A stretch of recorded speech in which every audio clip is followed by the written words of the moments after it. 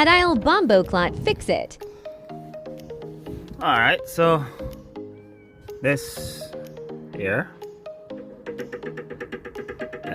you need a outer thyroid and outer thyroid. Alright, at least one. I'm going to check the other one.